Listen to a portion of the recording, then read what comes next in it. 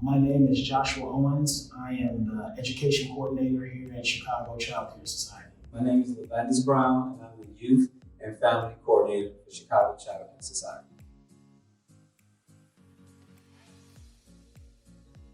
With KALU. KALU stands for Kings Achieving Leadership and Understanding. And what I do is I go to different CPS schools and I mentor young men that are between the grades of 7th and their sophomore year of high school. And what we do is we go in and we talk about different things like sports and what's going on in school.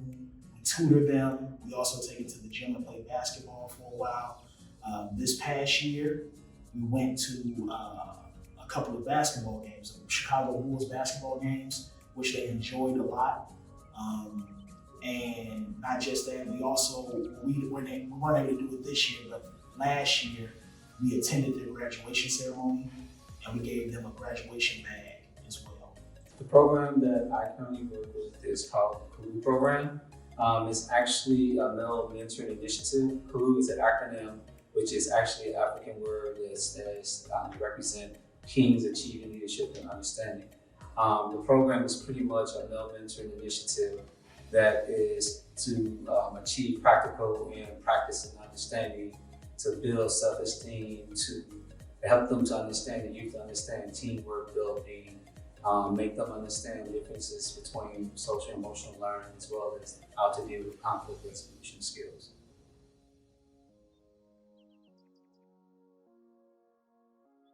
I've been working with Chicago Child Care for 1.5 years. Before I came to Chicago Child Care, I was a social studies teacher at Brownsville Academy Charter School. And before that, I was a disciplinarian at Heritage Middle School, which is located out in Lansing, Illinois. And I was there for 5 years. To this day, I still train young basketball athletes in basketball, and I also have an AAU organization for a basketball team. 12 years working with youth. Oh, so I have had the opportunity to work with Chicago Child Care Society for a little bit over a year now. I started in July. Previously experienced, I did work as the Dean of Schools for Chicago Public School students. So I had the opportunity to deal with the students on a different variety of basis to establish relationships and things with different variety of programs that the school had to provide. So overall, I'm not a relic in the program. I'm not a neo, but at the same time, I think I have a lot of understanding of what's desired and what's required for a mentor.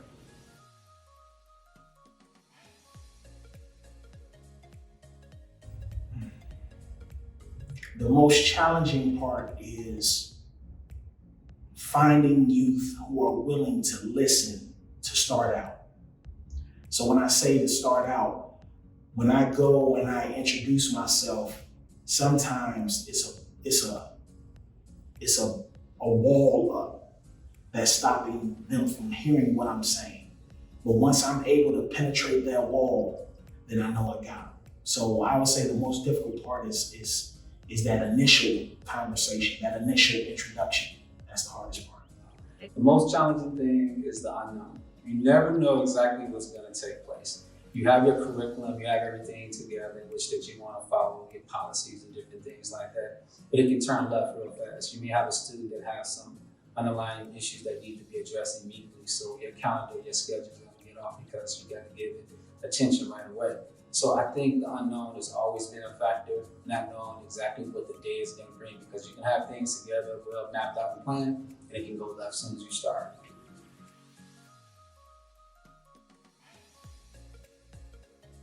Something that is very big is sports. So once I start talking about sports to a lot of the young men, I got them. Because then once we talk about basketball, then I'm able to say, well, I'm a basketball coach. I have my own basketball training company. Oh, for real? Where you train at? Can I come train? I got you. Sure, you can come and train, and then after we train, we go over what you have for homework for the week.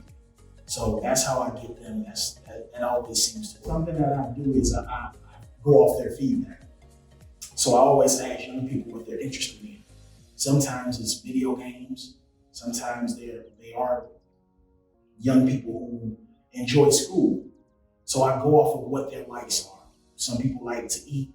So look at that. I'm a big guy, so I like to eat as well. So I see what they enjoy doing, and I piggyback off that.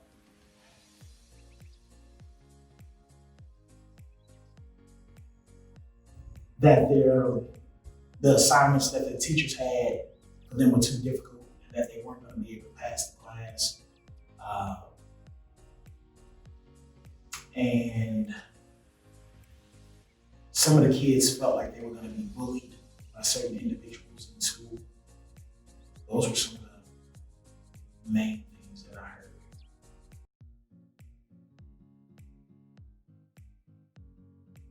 So for both Bridges and KALU, we communicate via Zoom. We set times aside, and they know the time frame of which we meet on Zoom, and we talk for an hour, and they're able to express how they feel about doing the Zoom, and if they prefer Zoom over meeting face to face, which most of them actually like Zoom, but there are more students who prefer to be able to meet face to face. One of the big things is it's a lot of background noise. But with the Zoom, we're able to mute. So if I'm asking Tommy a question and Charlie has a lot of noise in the background, I'm able to mute Charlie so everyone can hear what Tommy has to say. Also, the issue is sometimes we meet kind of early in the morning, and seeing how the young people are so used to being at home, they oversleep. So they end up missing our sessions. But as far as KALU goes, because we meet at sometimes 9:30, 10 o'clock in the morning, that's still kind of early for them. They don't wake up. They're not up yet. We can't play basketball anymore like we used to when we used to come in. We can't go on field trips to the games anymore. Not basketball, the rules are done, but we were looking at possible baseball or even football games, and that can't happen now because of COVID. Just a straight up interaction face to face. They enjoy that, and we're not able to have it. The majority concern that the students was facing is not knowing exactly what the year is going to look like, not knowing exactly how the up and coming year is coming. Because my students I have is from 7th grade to like 10th grade. So majority of the 8th graders, if not all of them, was concerned about graduation. They was trying to figure out like, what's this next step going to mean to me? I'm going to miss one of the most important, significant points of my life. The 7th graders, the 7th graders, the 9th graders, and 10th graders, they all mirror the same thing. It was just not knowing exactly what's going to take place. How am I going to be educated? What is this so-called remote learning going to consist of? How am I going to be able to get the things that I may not currently have? Some of them didn't have access to computers, internet, and things, so they had some real basic concerns that was there. It's just that they just didn't know how to articulate it during that particular time. But I felt their energy, I felt their concerns, and it was valid. And of course, we try to address each one of them. Right now, the biggest concern that I'm hearing from a lot of students is I'm sitting at home all day in front of this computer. I don't have the opportunity to socialize with my friends. I come from a household that may have 5 or 6 people there. How am I going to learn when I got so many different distractions and things that's going on in the house? So it's kind of like, what happened if I fail, pretty much? What's going to be the second alternative for this, because I don't see myself really achieving or learning because of my environment, so what's next? So I think they're concerned about their future. They're not concerned, I guess, at the present moment. They're more concerned about what's next after this, because to them, it's not working. Of course, it's going to take time for them to really grasp it, but right now it's just like it's in the air for them. It's stuck in the middle of purgatory.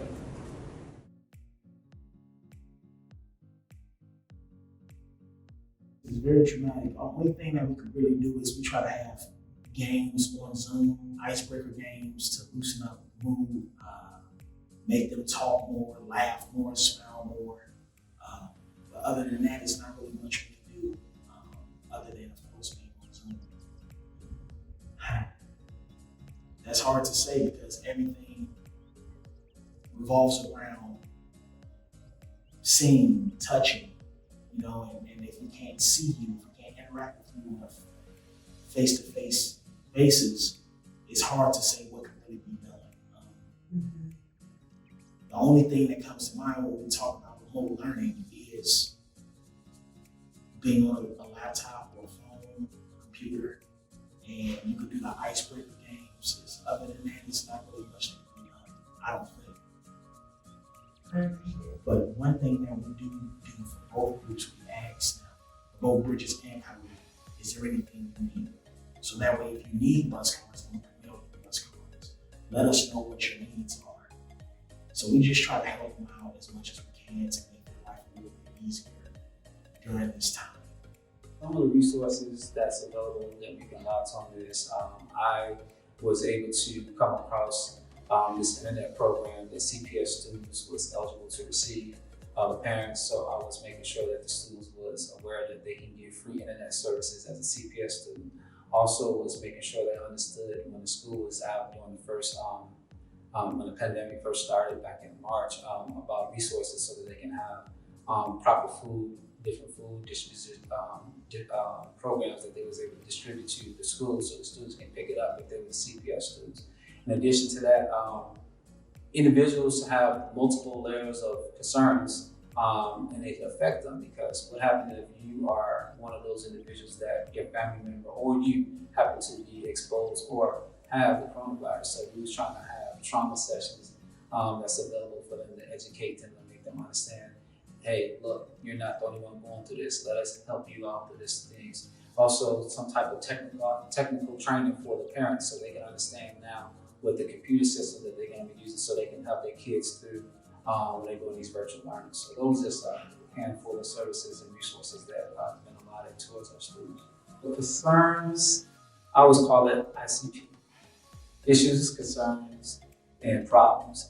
Some of the issues and concerns and problems that seem like is uniform policy is the fact that, like I said earlier, they don't know exactly what's going to take place. They come from a household possibly that it's multiple layers of generation of people inside, so they're trying to make sure that they have food now because they rely on the school to feed them to school. The internet services may drop. Some of my individual students, they come from areas in which their environments, the walling, the setting is kind of big, and it's hard to get the internet service to go through. So they have, a lot of times they drop services and then they find themselves a little bit behind. In addition to that, the coronavirus, the pandemic is hitting, this has impacted some of their family members. And then of course with the economy the way it is, unemployment rates and different things, job placements, a lot of issues that these young youth, I don't believe they should be experiencing that they're going through right now. And I must say some of them are taking it like a champ on the chin, and some of them are looking like, when is the resolution going to come? So those are some of the issues that I believe that they're. So we was just issued earlier today a list of different sites for family members and resources for people that may have or experiencing COVID-19. So I think that's a big help. In addition to that, we are trying to forge, I don't want to say forge, we're trying to develop a relationship with CPS because I think, CPD, because that would be very crucial for what's going on. We're also trying to implement these, we are implementing new programs and components, some social injustice and inequality so the kids can understand and have a better, reason of what's taking place. We want to educate them on certain pronouns and different things that they need to be aware of. It's a big thing that's going around. People that understand about the LBGT. I may have said those pronouns wrong, but for them to be not homophobic or anything like that, bullying, we want to make sure that they address all those different issues and things. So we just trying to collectively, holistically address all the concerning and underlying issues that the youth are being challenged with on a daily basis. And as we get these resources together, we are also partnering up, like I say, with other venues that can support us. We already have a relationship with CPS. We're trying to forge a relationship with CPD. We're also trying to get with the fire department. In addition to that, we're also trying to get the kids college ready and let them do these virtual tours so they can understand relationships like Black Lives Matters and tours with HBCUs, colleges and things.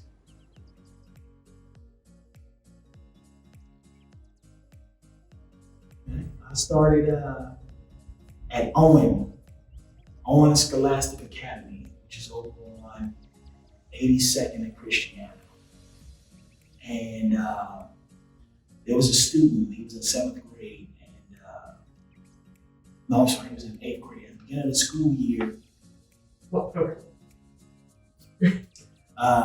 he was part of the KALU program. And at the beginning of the school year, he was having issues with other students, as well as he didn't want to do his work in class. And we got everything situated for KALU to come into the school, and I had the opportunity of meeting this young man. And it took a while to get through that wall. He was still coming to the meeting, but he wasn't interacting. He was just sitting back, just listening. And then one day we went to the gym and played some basketball, and he showed that he had a little skill. But the thing was, the basketball coach never knew. And we ended up having a conversation. I said, people will never know how good you are in academics or sports if you don't show it. And I said, what I want you to do is, I want you to try out for the basketball team. And I want you to try in your classroom, because his grades were C-D-ish, C's and D's.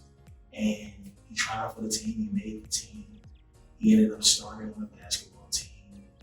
And within 3 months, those C's and D's became A's and B's. And the pandemic hit. And he ended up graduating, of course, and going to high school. And he had some honors classes. And even though it's remote learning still, he had his schedule was pretty nice. And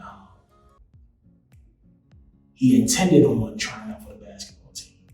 So I feel like if it wasn't for us cracking that shell, making him more of a people person and being able to interact and communicate, he wouldn't be able to take those major steps forward to where he is now. And it's only going to get better because he's only a freshman. So I'm happy for him. Okay, so without saying a name, I like to talk about a particular participant youth that I had. When I first started with the program, he was kind of standoffish and things. We had a part of the curriculum, we talked about sex education, we talked about different types of venereal diseases and different things. So when the class was over, he pulled me to the side. He said, hey, that's great to hear about that, but I have a question. I'm like, yeah, he said, you talked about different types of sexual transmitted disease. He said, but can you get it from messing with someone of the same sex? I'm like, wow, I never thought to address the issue of, that you can have it. I guess for myself, I just took the stance that I'm gonna talk about briefly. These are 7th graders, 8th graders, but I should have opened up more. So what I ended up doing is forging a great relationship with this individual, talking to him because he was in need of concerns, because he felt that he was questioning. He didn't know if he should be able to come out, how his parents and his family members and school students were receiving. So I did a component in the class, and it was about who I am and what I'm proud about myself. And he spoke up about himself. He felt that he was kind of like living a double life.